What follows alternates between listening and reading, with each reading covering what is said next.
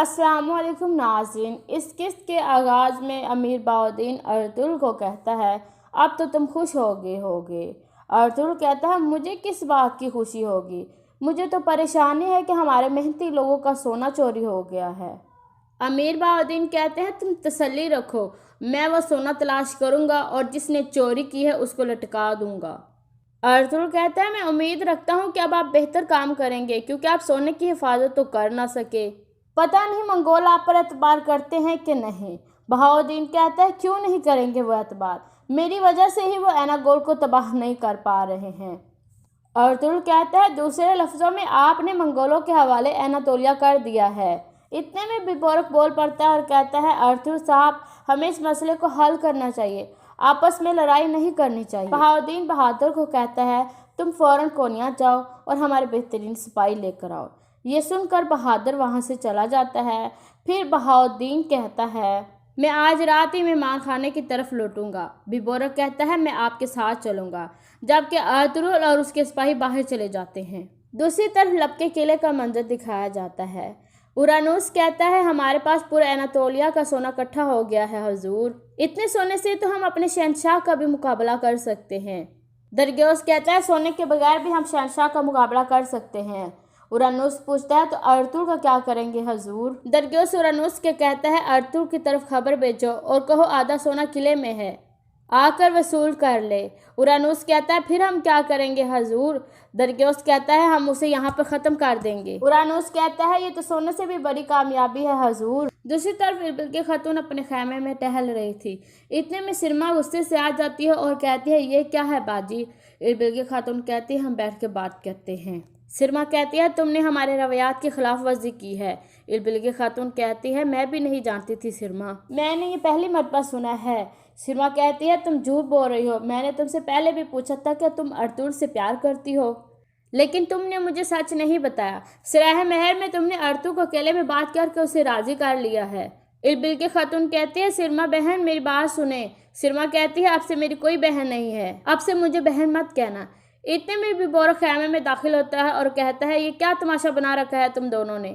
سرما کہتی ہے اربل خاتون نے غداری کی ہے، آپ نے مجھے کہا تھا کہ ارطغرل سے شادی میری ہوگی، لیکن اس نے ان کی پیشکش قبول کر لی، اب آپ اپنا فیصلہ سنا دیں۔ بیبورق کہتا ہے یہ آسان فیصلہ نہیں ہے، پہلے تو میں ریاست کا مسئلہ حل کروں گا، اس کے بعد اس فیصلے کے بارے میں غور کروں گا، تب تک تم دونوں اپنی زبانیں بند رکھو۔ یہ کہہ کر بیبورق وہاں سے چلا جاتا ہے۔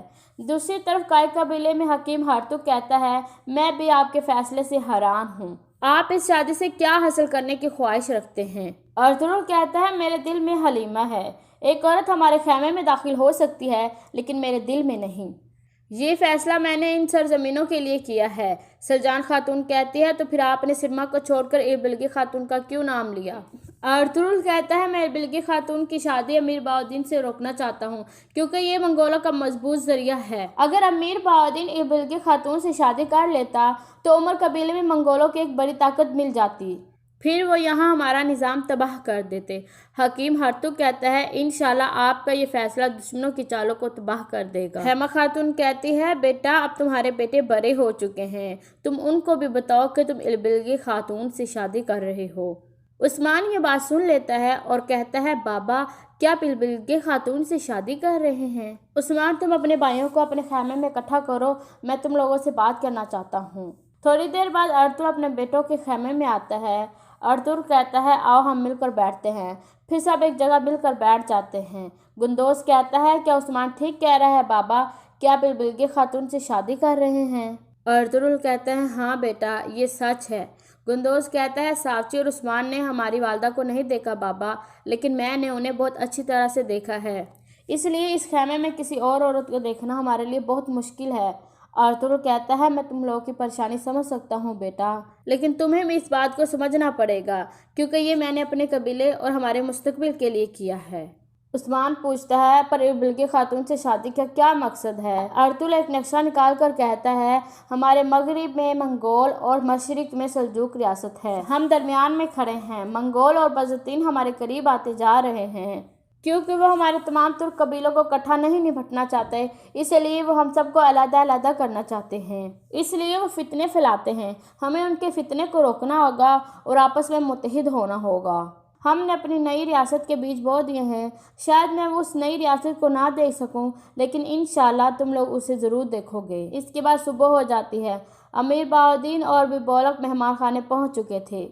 بیبارک کہتا ہے ہمیں کوئی اشارہ مل جاتا تو ہم اس کے پیچھے جاتے۔ امیر بہاؤالدین کہتا ہے مجھے ایک اندازہ ہے۔ بیبارک کہتا ہے کون ہے وہ؟ امیر بہاؤالدین کہتا ہے درگیوس، یہ اسی کا کام ہے، لیکن درگیوس یہ کام نہیں کر سکتا۔ ارطغرل نے درگیوس کو بتایا ہوگا، پھر درگیوس نے یہ سارا سونا لوٹ لیا ہوگا اور اسی معاہدے سے درگیوس نے ارطغرل کو قلعے سے چھوڑا ہے۔ تمہیں کیا لگتا ہے؟ بیبارک کہتا ہے میں اس کی جلد تحقیقات کروں گا۔ اتنے میں ایک منگول کمانڈر سخت غصے میں اندر داخل ہوتا ہے۔ پھر وہ کمانڈر کہتا ہے سونے کے ذمہ دار تم تھے امیر بہاؤالدین، ہلاگو خان ہم سے اناتولیہ کے ٹیسٹ کے بارے میں پوچھے گا تو ہم اسے کیا کہیں گے؟ بہاؤالدین کہتا ہے میں یہاں تحقیقات کرنے آیا ہوں کمانڈر، میں نے اپنا ایک آدمی کوریا بھیج دیا ہے، وہ جلد میرے سپاہی لے آئے گا۔ کمانڈر کہتا ہے مجھے پتہ ہے مجھے کیا کرنا ہے، میں تمہاری لاش کو جلاؤں گا، اس کا سونا بنا کر ہلاگو خان کو بیچ دوں گا۔ دوسری طرف عبد الرحمن کہتا ہے لب کے قلعے سے خبر آئی ہے سردار، انہوں نے قلعے میں بلایا ہے کہ سونا قلعے میں ہے اور انہوں نے قلعے میں آنے کی دعوت دی ہے تاکہ آپ اپنا آدھا حصہ حاصل کر سکیں۔ مرگن کہتا ہے سونا تو خفیہ غار میں ہے حضور، وہ کیا کرنا چاہتے ہیں؟ ارطغرل کہتا ہے وہ قلعے میں میرے لیے جال بچھائیں گے اور مجھے مار دیں گے، تم انہیں بتاؤ کہ ہم قلعے میں آئیں گے عبد الرحمن۔ یہ سن کر عبد الرحمن باہر چلا جاتا ہے۔ دوسری طرف منگول کمانڈر کہتا ہے ہم نے تم سے صندوق مانگا لیکن تم نے ہمیں ٹال دیا، پھر ہم نے تمہیں ٹیکس کی ذمہ داری دی، تم بھی وہ اچھی طرح سے نہ نبھا سکے، تم سے اچھا ہم ایک کتے کو وزیر رکھ لیتے، وہ ہمارے لیے اچھا تھا۔ پھر امیر بہاؤالدین کہتے ہیں میں وعدہ کرتا ہوں میں جلد سونا تلاش کروں گا اور قاتلوں کو آپ کے سامنے پیش کروں گا۔ کمانڈر کہتا ہے ہم نے تمہاری بہت بکواس سنی ہے، اب تمہاری کوئی بکواس سنی نہیں جائے گی۔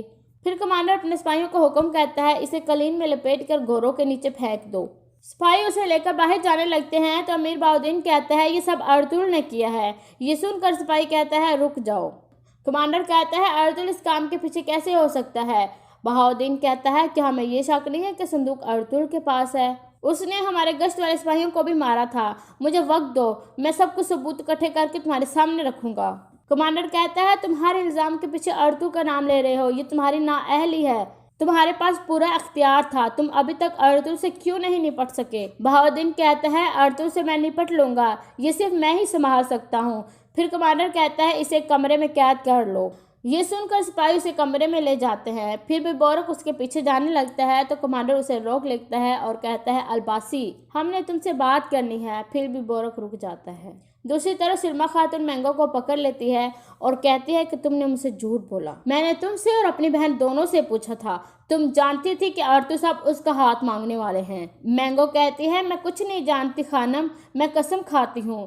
سلما اس کی گردن پر تلوار رکھ لیتی ہے اور پوچھتی ہے البلگی خاتون کہاں ہے؟ مینگو کہتی ہے وہ سوگت گئی ہے۔ سلما کہتی ہے میں تم دونوں سے حساب لوں گی، اب میری نظروں سے دفع ہو جاؤ۔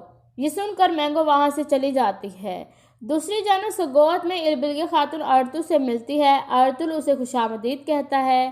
بلکہ خاتون کہتی ہے جب آپ نے میرا ہاتھ مانگا تو ہمارے قبیلے میں بہت ساری باتیں اٹھ رہی ہیں، مجھے ان باتوں کی پرواہ نہیں ہے، لیکن میں آپ سے کچھ پوچھنا چاہتی ہوں۔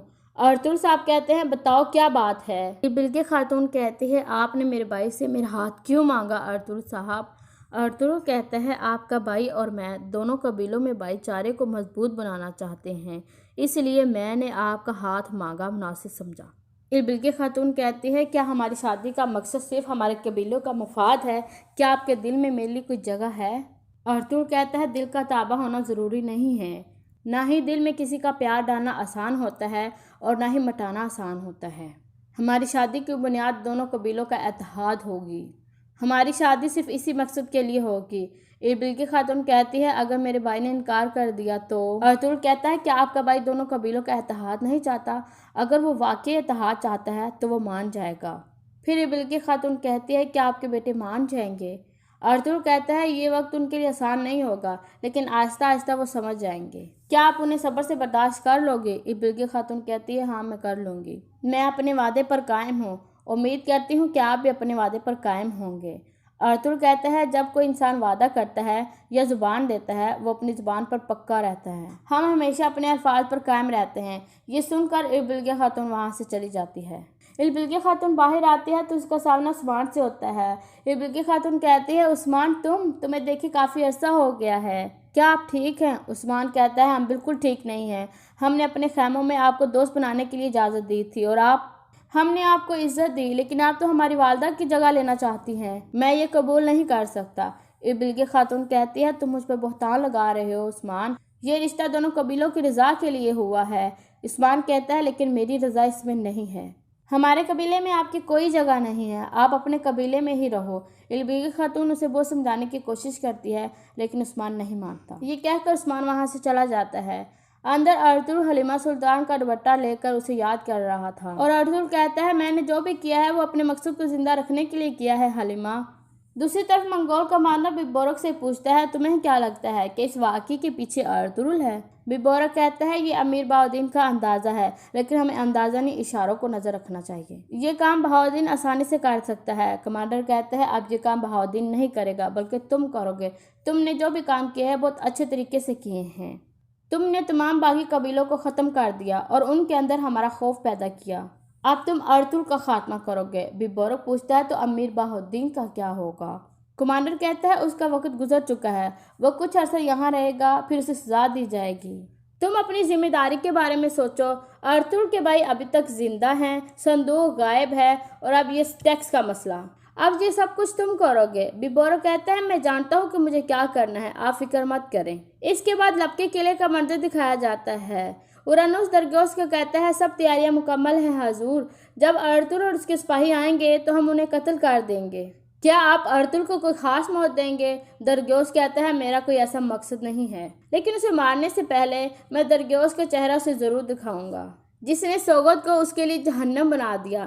اورانوس کہتا ہے جب اس کو پتہ چلے گا کہ اس کا خاتمہ ایک گھنٹی والے نے کیا ہے تو وہ اسی سے مر جائے گا۔ پھر درگیوس کھڑا ہو جاتا ہے اور کہتا ہے پھر ارطغرل کا قتل، اس کے بعد سوگوت کا خون اور آخر میں باری شہنشاہ کی ہوگی اور آخر میں شہنشاہ درگیوس، اور یہاں پر اس قسط کا اختتام ہو جاتا ہے۔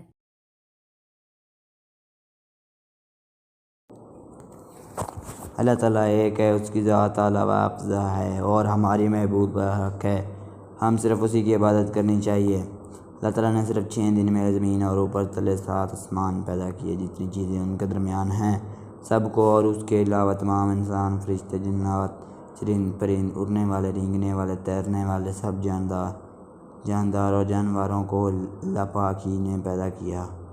اللہ پاک کی برابری کرنے والا کوئی نہیں، اس کی کوئی بیوی نہیں، اس کا کوئی اولاد نہیں، نہ ہی وہ کچھ کھاتا ہے نہ ہی وہ کچھ پیتا ہے، وہیں آسمان سے بارش نازل فرماتا ہے، وہیں اندھیرا کرتا ہے، وہیں سویرا کرتا ہے۔ اللہ پاک کی شان بہت بلند ہے، وہ ہر وقت ہر چیز کو دیکھ رہا ہے، اس کا ٹھکانہ 7 آسمان پر اوپر ہے، وہ ہر وقت ہم میں موجود ہے، وہیں زندگی دیتا ہے، وہیں موت دیتا ہے اور وہیں قیامت کے دن زندہ کر کے اٹھائے گا۔ ہمارے پیارے نبی صلی اللہ علیہ وسلم صلی اللہ علیہ وسلم۔ اللہ تعالیٰ نے دنیا میں انسانوں کو رہنمائی کے لیے انبیاء و رسول بھیجے اور تاکہ تمام لوگوں تک اللہ تعالیٰ کا پیغام پہنچائیں۔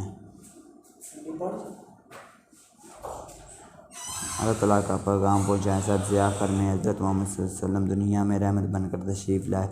اللہ تعالیٰ نے اپنی احکامات قرآن مجید کی صورت میں آپ صلی اللہ علیہ وسلم پر نازل فرمائے۔ آپ صلی اللہ علیہ وسلم مکہ میں 22 اپریل 571 عیسوی میں حضرت آمنہ رضی اللہ عنہا کے گھر پیدا ہوئے۔ آپ کے والد ماجد کے نام حضرت عبداللہ تھا اور آپ صلی اللہ علیہ وسلم پر 40 سال کی عمر میں پہلی وحی حضرت جبرائیل علیہ السلام کی واسطہ سے نازل ہوئی۔ آپ صلی اللہ علیہ وسلم نے مکہ کے لوگوں کو بتوں کی پوجا کرنے سے منع فرمایا اور ایک اللہ کی عبادت کرنے کا حکم دیا۔ آپ صلی اللہ علیہ وسلم کا بچپن نہایت شائستہ اور پاکیزہ تھا۔ آپ صلی اللہ علیہ وسلم کو لوگ سچائی اور ایمانداری کا پیکر اور صادق اور امین کہہ کر پکارتے تھے۔ آپ نے 8 جون 633 عیسوی کو وصال فرمایا اور رضویہ مبارک مدینہ منورہ میں ہے۔ میری پسندیدہ کتاب، یوں تو ہر اچھی کتاب مجھے پسند ہے مگر میری پسندیدہ کتاب قرآن پاک ہے۔ اللہ تعالیٰ نے انسانوں کو پیدا کیا اور ان کی رہنمائی اور ہدایت کے لیے بندے انبیاء کرام علیہ السلام بھیجے اور جن پر اللہ تعالیٰ نے اپنی آسمانی کتابیں نازل فرمائیں۔ قرآن پاک ان سب سے آخر کتاب ہے جو ہمارے پیارے رسول اللہ صلی اللہ علیہ وسلم پر نازل فرمایا۔ یہ کتاب تقریباً 33 سال کے عرصے میں نازل ہوئی۔ اس مقصد کتاب میں پہلے لوگوں کے حالات، واقعات اور زندگی گزارنے کے اصول بیان ہیں اور اس میں حکمت و دانائی کی وہ باتیں بیان ہیں جن پر عمل کرنے سے انسان کامل بن سکتا ہے۔ قرآن پاک ادب و اخلاق، ریاست بازی، دنیا داری اور نظمی گفتاری کا مبلغ ہے۔ اس کی تلاوت سننا اور کرنا انسان کے لیے باعث رحمت بخش ہے۔ پیش یہ ایک عظیم ترین کتاب ہے۔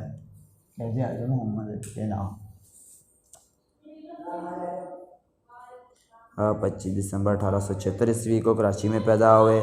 آپ کے والد پورا جنرال چمڑے کا کاروبار کرتے تھے۔ قائد اعظم ایکٹر پاس کر کے الہٰباد تعلیم حاصل کرنے کے لیے انگلستان چلے گئے، وہاں سے نامور وکیل بن کر آئے۔ آپ پہلے کراچی پھر ممبئی میں وکالت کرتے رہے۔ آپ 1904 عیسوی میں مسلم لیگ میں شامل ہو کر مسلمانوں کے مفاد کے لیے کام کرنے لگے۔ قائد اعظم محمد علی جناح نے کہا، ہندو اور مسلمان دو الگ قومیں ہیں۔ قائد اعظم نے مسلمانوں کے لیے ایک الگ وطن کا مطالبہ کر دیا تاکہ لوگ مسلمان اپنی زندگی اسلامی اصولوں کے مطابق بسر کر سکیں۔ قائد اعظم کی کوششوں سے بالآخر 14 اگست 1947 عیسوی کو پاکستان میں عروج و وجود میں آ گیا۔ آپ پاکستان کے پہلے گورنر جنرل بنے۔ قائد اعظم نے 11 ستمبر 1947 عیسوی کو وفات پائی۔ آپ کا مزار کراچی میں ہے۔ قائد اعظم دنیا بھر کے سیاستدانوں کے لیے مشترک رائے کی حیثیت رکھتے ہیں۔ قائد اعظم کی ملک کے لیے بے لوث خدمات کو تاریخ میں ہمیشہ یاد رکھا جائے گا۔ علامہ محمد اقبال رحمۃ اللہ۔ آپ 9 نومبر 1877 عیسوی کو سیالکوٹ میں پیدا ہوئے۔ آپ کے والد کا نام نور محمد تھا۔ آپ نے ابتدائی تعلیم اپنی سیالکوٹ میں حاصل کی اور ثانوی تعلیم حاصل کرنے کے لیے لاہور چلے گئے۔ آپ ابتدائی تعلیم حاصل کرنے کے لیے انگلستان پھر جرمنی چلے گئے، جہاں سے آپ نے وکالت اور PhD کی ڈگریاں حاصل کیں۔ واپسی پر آپ نے وکالت شروع کر دی۔ آپ تاریخ پاکستان کے سرگرم رکن تھے۔ آپ نے سب سے پہلے ایک الگ وطن کی تصویر پیش کی۔ آپ نے شاعری کے ذریعے مسلمانوں کو خواب غفلت سے بیدار کیا۔ آپ نے شاعری کے ذریعے مسلمانوں کو خواب غفلت سے بیدار کیا۔ آپ کی شخصیت میں بانگ درا، با جبرائیل اور سرپلی میں شور کتابیں ہیں۔ علامہ محمد اقبال ہمارے قومی شاعر ہیں اور اس وجہ سے یہ دنیا بھر میں بہت شہرت رکھتے ہیں۔ آپ نے 21 اپریل 1993 عیسوی کو وفات پائی۔ 1938 عیسوی کو وفات پائی۔ آپ کا مزار لاہور میں باشی مسجد کے قریب واقع ہے۔ میرا گاؤں کا نام نورپور ہے۔ یہ ضلع فیصل آباد کے مشرق میں واقع ہے، جہاں کی آبادی تقریباً 8,000 ہے۔ ہمارا گاؤں کے لوگ کھیتی باڑی کرتے ہیں اور ایک دوسرے کا کام میں ہاتھ بھی بٹاتے ہیں۔ گاؤں کے وسط میں ایک بڑا سا چوپال ہے، جہاں لوگ شام کو اکٹھے بیٹھ کر صلاح مشورے کرتے ہیں۔ گاؤں میں بچوں اور بچیوں کے 2 اسکول، پرائمری اسکول ہیں۔ گاؤں میں پختہ مسجد بھی ہے۔ گاؤں میں چند دکانیں ہیں جہاں ضروریات زندگی کی تمام اشیاء دستیاب ہیں۔ گاؤں میں ایک میلہ بھی لگتا ہے اور محفوظ مختلف چیزوں کے اسٹال لگتے ہیں، جہاں سے لوگ اپنی پسند کی چیزیں خریدتے ہیں۔ اس میلے میں بوڑھے، بچے، جوان اور عورتیں سب لطف اندوز ہوتے ہیں۔ گاؤں میں ایک نہر بھی ہے، جہاں گرمیوں میں بچے اور جوان نہاتے ہیں۔ میرا اسکول کا نام centre of excellence higher secondary school ہے۔ یہ شہر سے کچھ فاصلے پر واقع ہے۔ میرے اسکول کی عمارت بہت بڑی ہے۔ اس میں 6 ہوادار بلڈنگیں ہیں اور ایک بڑا عمد ہے۔ اس میں ایک خوبصورت باغیچہ بھی ہے، جس میں ہری بھری گھاس اور خوشنما رنگ برنگے پھول کھلتے ہیں۔ ایک کھیل کا میدان بھی ہے، ایک بڑا میدان بھی ہے، وہاں بچے تفریح کے وقت کھیلتے ہیں۔ میرے اسکول میں استاد اور ثانیہ بھی ہیں، جو ہم بچوں کو زیرِ تعلیم سے آراستہ کرتے ہیں۔ اسکول میں ایک لائبریری بھی ہے، جس میں طرح طرح کی کتابیں موجود ہیں۔ ہمارے اسکول کی تعلیمی معیار بہت اچھا اور اعلیٰ ہے۔ ہر بچہ محنت کر کے لائق بن کر آگے نکلنے کی کوشش کرتا ہے۔ ہمارے اسکول کی تعلیمی نظام اچھا ہونے کی وجہ سے لوگ ہمارے اسکول کو عزت کی نگاہوں سے دیکھتے ہیں۔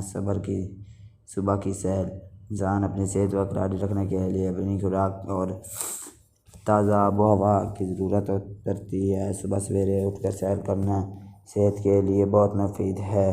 صبح کی سیر سے جسمانی نظام مضبوط اور خوبصورتی پیدا ہوتی ہے۔ انسان تندرست و توانا رہتا ہے اور سستی کا حل اس کے نزدیک نہیں آتا۔ صبح کی سیر کرنے سے وہ شخص سے بہت سی بیماریوں سے بچا رہتا ہے اور زندگی میں خوشی اور سکون محسوس کرتا ہے۔ سیر کے دوران ہری بھری گھاس پر ان کے پاؤں چلنا دماغ اور جگر کے لیے فائدہ مند ہے۔ صبح کی سیر انسان میں تازگی اور قوت پیدا کرتی ہے، جس سے انسان دنیا کی فکر و غم سے آزاد ہو کر سکون و آرام سے زندگی بسر کرتا ہے۔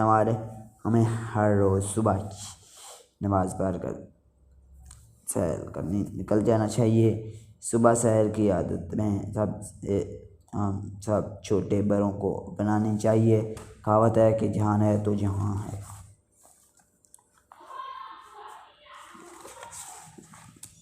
علم کے میرا کمپیوٹر موجود زمانے میں کمپیوٹر ایک بہت اہم ایجاد ہے، جس سے کام لینے کے بہت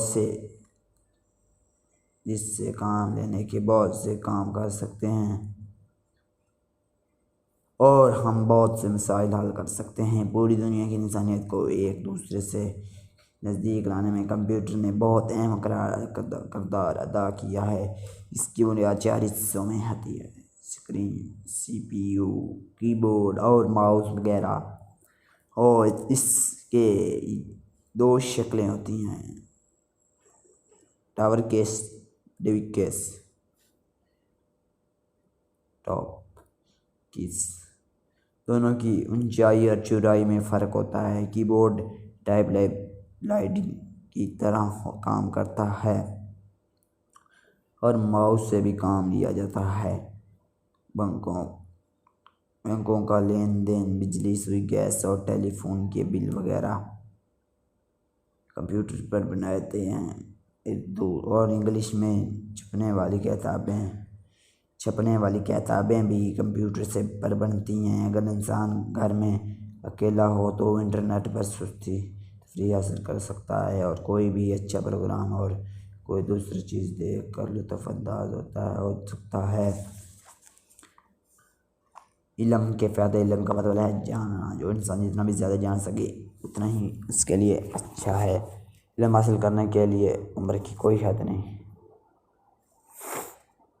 علم سے انسان کو روشنی ملتی ہے، علم کے بغیر انسان جاہل، علم کے بغیر انسان ترقی نہیں کر سکتا، علم ہی سے انسان کو اچھائی اور برائی کا پتہ چلتا ہے، علم کے بغیر سیدھی راہ نہیں مل سکتی، علم کے بغیر انسان جاہل ہے، اسے زندگی کا سلیقات ہے اور نہ ہی وہ اپنے فرائض اور ذمہ داریاں پہچان سکتا ہے۔ دنیا میں جتنی بھی ایجادات ہوئی ہیں وہ علم کی بدولت ہے۔ علم ایک ایسی بدولت ہے جس کو چرا نہیں سکتا، جس کے پاس ہے صرف اسی کا ہے، وہ اس سے خود بھی فائدہ اٹھا سکتا ہے اور دوسروں کو بھی فائدے پہنچا سکتا ہے۔ سچ کہتے ہیں کہ انسان علم کے بغیر امان ہے۔ اسی علم کی بدولت اللہ پاک نے تمام انسانوں کو دوسرے مختلف مقام پر فرشتے، جنات اور حیوان وغیرہ ان سب پر ضرور ثانی کی فضیلت دی ہے۔ محنت کی عظمت۔ شاہد ایک غریب گھرانے میں پیدا ہوا۔ بچپن ہی میں اس کو والدین وفات پا گئے۔ اس کی ماں نے دن رات محنت کر کے اسے پڑھایا۔ شاہد نے بہت سی محنت اور لگن سے تعلیم حاصل کی اور جس پر شاہد کو بہت غم اور افسوس ہوا تھا۔ شاہد دن رات میں سخت محنت کرتا رہا اور آخرکار وہ دن بھی آ گیا جس کا اس کو ماں نے خواب دیکھا تھا۔ یہ کہ شاہد ایک بہت ہی اعلیٰ پاؤ کا ایک بہترین ڈاکٹر بن گیا۔ شاہد نے دن رات محنت کی اور اپنے گاؤں میں ایک چھوٹا سا ہاسپٹل بنانے میں کامیاب ہو گیا، جس میں وہ اکثر غریب لوگوں کا مفت علاج کرنے لگا۔ پیارے بچوں، اگر شاہد محنت کر کے ڈاکٹر بنا تو آج ہم بھی وہ ایک ان پڑھ انسان رہتے اور اپنے گاؤں کا حالات نہ ٹھیک کر سکتا ہے۔ انسان کو دنیا میں کامیابی اور کامرانی حاصل ہونے کے لیے ہر لمحے ہر پل سخت محنت کی اشدید ضرورت ہے۔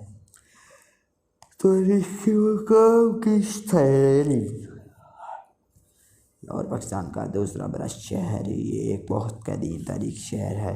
اس میں کئی تاریخی عمارتیں، مساجد، مقبرے، محلات اور شاہی باغات ہیں۔ اس کی وجہ سے یہ شالیمار شہرت کی حامل ہے۔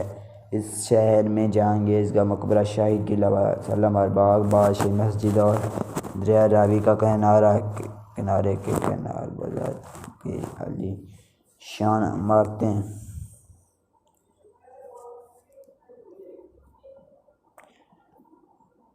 اس شہر میں کئی بزرگوں اور صوفیوں کریم کے مزار بھی واقع ہیں۔ اس میں حضرت داتا گنج بخش اجویری کا، حضرت میاں میر، حضرت محمد حسین اور حضرت شاہ جمال مشہور ہیں۔ ان کے علاوہ شالیمار مشرق علامہ اقبال کا مزار بادشاہی مسجد کے سامنے واقع ہے۔ اس تاریخی عمارت کے علاوہ سرزمین سندھ پر بھی بہت سی تاریخی عمارتیں قدیم تہذیبوں کے آثار ملے ہیں۔ ان میں موہنجودڑو اور قلعہ دلاور اور قابل ذخیر ہیں۔ یہاں سے تقریباً 5000 سال پرانی تہذیب کے آثار دریافت ہوئے ہیں۔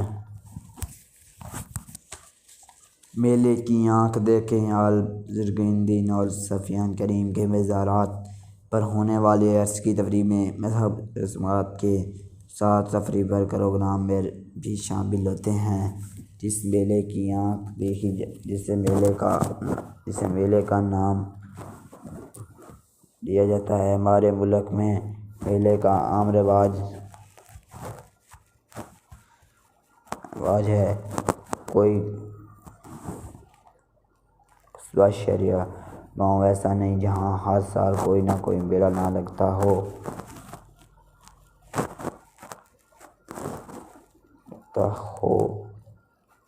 ضلع سرگودا میں ایک گاؤں ہے لکی وال شریف۔ یہاں ایک بہت ہی مشہور و غریب میلے کا انعقاد کیا جاتا ہے، جہاں لوگ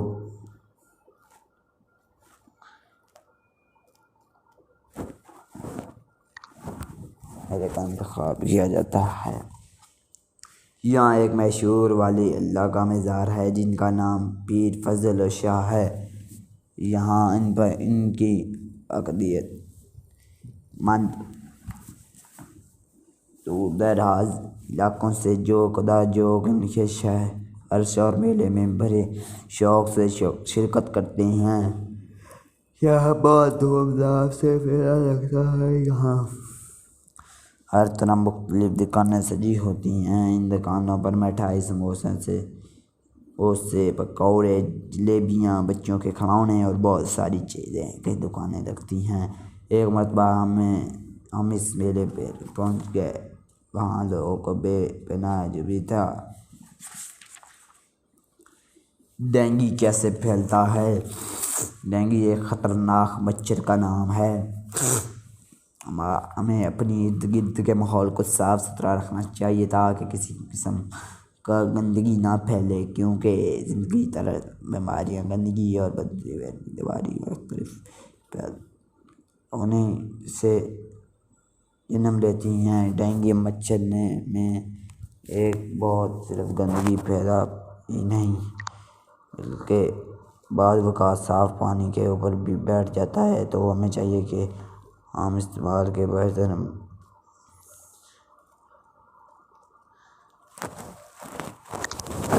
برتنوں کو اچھی طرح ڈھانپ کر رکھیں۔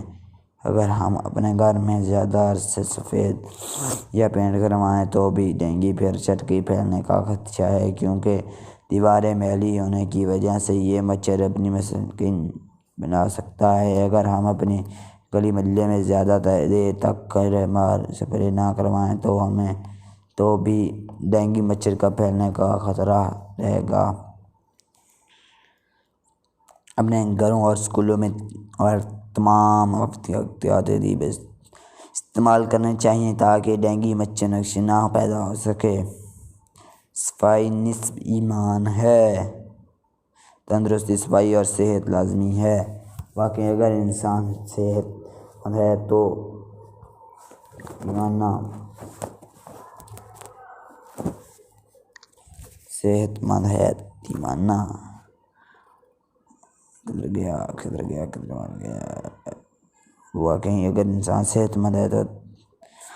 ہر مشکل سے مشکل کام بھی کرنے کا پختہ ارادہ کر لیتا ہے۔ وہ دین کا کام بھی نہایت اچھے انداز سے کر سکتا ہے اور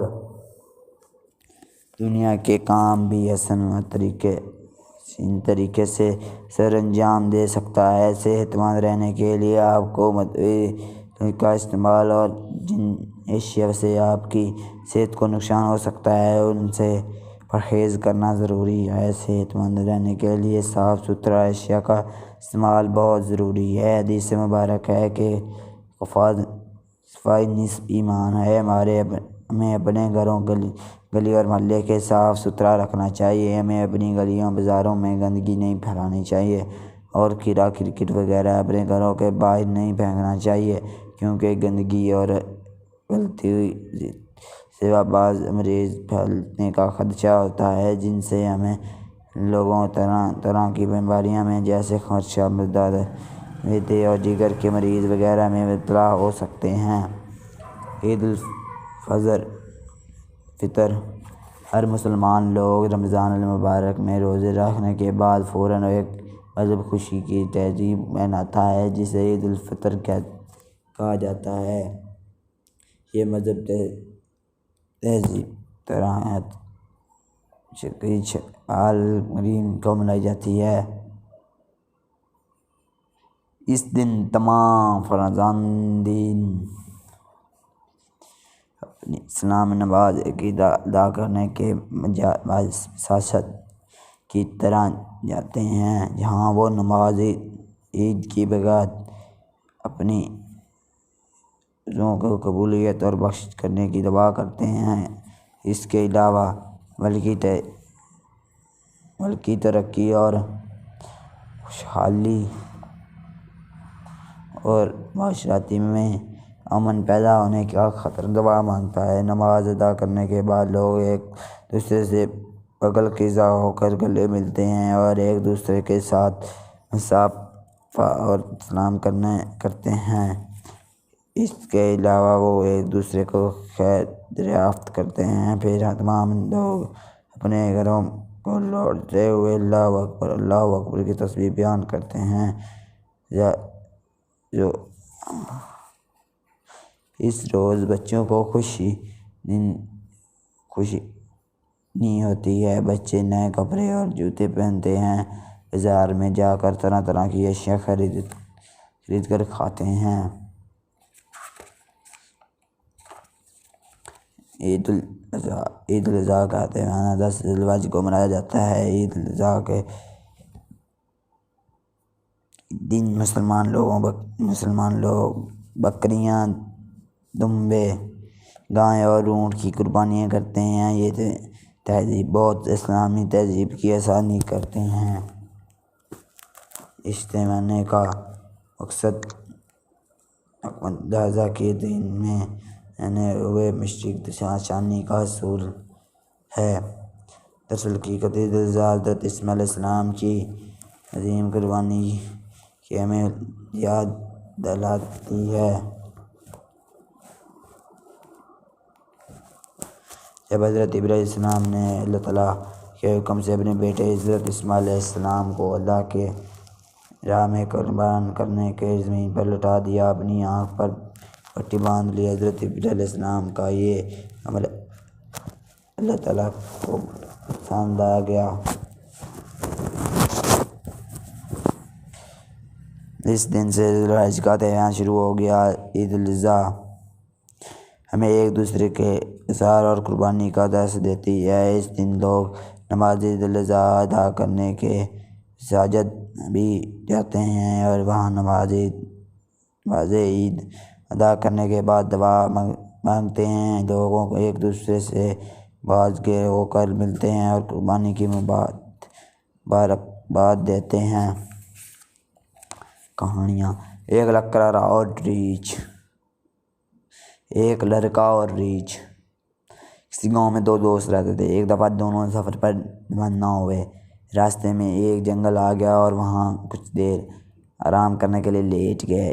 اسی وقت اچانک سامنے سے ایک بڑا ریچھ نمودار ہوا اور ان کی طرح آنے لگا۔ ان دونوں میں سے ایک درخت پر بھاگ کر چڑھ گیا، جبکہ دوسرا دوست درخت پر نہ چڑھ سکا۔ وہ لڑکا بہت ذہین نکلا۔ وہ فوراً زمین پر لیٹ گیا اور اپنی دم سانس ڈالی۔ جب ریچھ اس کے قریب آ گیا تو اسے سونگھایا اور وہ اسے مردہ سمجھ کر چلا گیا۔ ریچھ کے جانے کے بعد اس کا دوست پیڑ سے نیچے اتر آیا اور ہنستے ہوئے اس سے پوچھنے لگا کہ اے دوست، ریچھ نے تمہارے کان میں کیا کہا ہے؟ اس نے جواب دیا کہ ریچھ نے میرے کان میں کہا تھا کہ اس دوست پر کبھی یقین مت کرو جو مصیبت میں تمہیں چھوڑ کر چلا جائے۔ نتیجہ دوست وہ جو مصیبت میں کام آئے۔ ایماندار لکڑہارا۔ ایک دفعہ کا ذکر ہے کہ ایک لکڑہارا جنگل سے لکڑیاں کاٹ کر بازار میں بیچا کرتا تھا۔ ایک دن وہ دریا کے کنارے ایک درخت پر کاٹ رہا تھا۔ اچانک اسے کا گلہارا دریا میں گر پڑا۔ اپنے گلہارے کے یوں کھو جانے پر وہ بے حد پریشان ہوا اور یہ سوچ کر رونے لگا کہ اب میں گلہاریاں کیسے کاٹوں گا۔ اچانک وہ ایک فرشتہ نمودار ہوا۔ اس نے لکڑہارے سے پوچھا کہ تم کیوں رو رہے ہو؟ لکڑہارے نے جواب دیا، میرا گلہارا پانی میں گر گیا ہے۔ فرشتے نے دریا میں غوطہ لگایا اور سونے کا گلہارا لے کر باہر آ گیا اور کہا یہ لو اپنا گلہارا۔ لکڑہارے نے کہا یہ گلہارا میرا نہیں ہے اور لینے سے انکار کر دیا۔ فرشتے نے دوبارہ دریا میں غوطہ لگایا اور ایک بار چاندی کا گلہارا لے کر نمودار ہوا۔ لکڑہارے نے پھر یہ چاندی کا گلہارا لینے سے انکار کر دیا۔ فرشتے نے تیسری بار غوطہ لگایا۔ اب اس کے ہاتھ میں لوہے کا گلہارا آیا۔ لکڑہارے نے اسے دیکھتے ہی کہا یہ میرا گلہارا ہے۔ فرشتہ لکڑہارے کی ایمانداری پر بہت خوش ہوا اور اس نے وہ تینوں گلہارے اس کی ایمانداری کے انعام کے طور پر دے دیے۔ نتیجہ ایمانداری بہت بہترین حکمت عملی ہے۔ آقا اور غلام۔ ایک غلام اپنے آقا سے بہت تنگ آ کر جنگل کی طرح بھاگ گیا۔ وہ جنگل میں دوڑتا جا رہا تھا کہ اس نے ایک شیر کو دیکھا جو لنگڑاتا ہوا اس کی طرح آ رہا تھا۔ شیر کو غلام شیر کی طرف دیکھ کر بہت ڈر گیا اور کھڑا ہو گیا۔ شیر بھی وہاں اس کے پاس کھڑا ہو گیا اور اس نے اپنا پنجہ اوپر اٹھا لیا۔ غلام سمجھ گیا کہ شیر کے پاؤں میں کانٹا چبھا ہوا ہے، چنانچہ اس نے دوڑتے دوڑتے شیر کے پاؤں سے کانٹا نکال دیا۔ اس کے بعد شیر وہاں سے چلا گیا۔ کچھ دنوں بعد آقا نے اپنے غلام کو پکڑ لیا اور غلام کو سزا کے طور پر ایک بھوکے شیر کے آگے ڈالنے کا حکم دے دیا۔ جب غلام کو شیر کے آگے ڈالا گیا تو شیر نے اس کے سامنے آ کر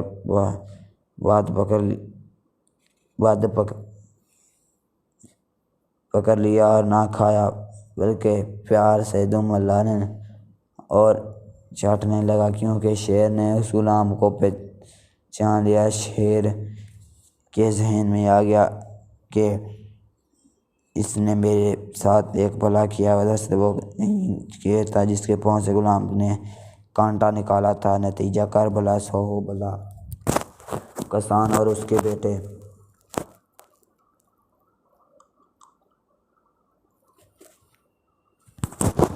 ایک کسان کے 3 بیٹے تھے جو ہر وقت آپس میں لڑتے رہتے تھے اور اپنے باغ کے بارے کرنے پر بھی نہ باز آتے تھے۔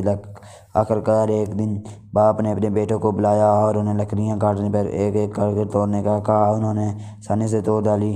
پھر انہیں لکڑیاں ایک ایک گٹھے کو توڑنے سے کہا تو وہ نہ توڑ سکے۔ اس طرح کسان نے مثال دی کہ سمجھایا اور نصیحت کی کہ اگر تم دوسروں سے نااتفاقی کرتے رہو گے تو بکھری لکڑیوں کی طرح تمہارا حال ہوگا، اور آپس میں مل کر اتفاق رکھو گے تو گٹھے میں بندھی ہوئی لکڑیوں کی طرح مضبوط ہو جائے گی اور کوئی دشمن تمہیں نقصان نہیں پہنچا سکے گا۔ ایک گڈریا کسی گاؤں میں ایک گڈریا رہتا تھا جو باہر بکریاں چرانے کے لیے اپنی بھیڑ بکریاں چرانے کرتا تھا۔ ایک دن گاؤں والوں سے مذاق کرنے کی شرارت اس کے ذہن میں آئی۔ اس نے ایک درخت پر چڑھ کر شور مچانا شروع کر دیا کہ لوگوں میری طرف شیر آ گیا، شیر آ گیا۔ اس کی چیخ و پکار سن کر لوگ لاٹھیاں گلاٹیاں لے کر اس کے پاس پہنچے تو اس نے کینکے لگا کر ہنسنا شروع کر دیا اور کہنے لگا کہ میں تو مذاق کر رہا تھا۔ یہ سن کر لوگوں کو بہت غصہ آیا اور چپ چاپ وہاں سے چلے گئے۔ پھر خدا کی قدرت کی ایک دن سچ مچ شیر آ گیا۔ اس نے شور مچانا شروع کر دیا اور لوگ اس کو بلانا چاہیے، لیکن اس بار بھی اس کا یہ چیخ و پکار کا مذاق سمجھا اور کوئی اس کی مدد کے لیے نہ آیا، اور شیر میں اس کی تمام بکریوں کو مار گیا۔ اور نتیجہ جھوٹ بولنا بری عادت ہے۔ حضرت عبدالقادر جیلانی رحمۃ اللہ۔ حضرت عبدالقادر جیلانی ابھی چھوٹے بچے تھے کہ آپ کو ایک قافلے کے ساتھ ماں نے علم حاصل کر روانہ کر دیا، اور جاتے ہوئے ماں نے قمیض کے اندر شرفیاں سی دیں تاکہ ضرورت کے وقت کام آ سکیں۔ اتفاق سے راستے میں قافلے پر ڈاکوؤں نے حملہ کر دیا اور سب کے مال و وسائل لوٹ لیے۔ اور ایک ڈاکو نے آپ سے پوچھا تمہارے پاس کیا؟ بولے میرے پاس کچھ اشرفیاں ہیں جو میری ماں نے قمیض کے اندر سلی ہوئی ہیں۔ تو یہ ڈاکو پکڑ کر اس کے اپنے سردار کے پاس لے گئے اور کہا یہ بچہ میرے ساتھ مذاق کر رہا ہے۔ جب سردار نے بھی وہی سوال کیا تو اس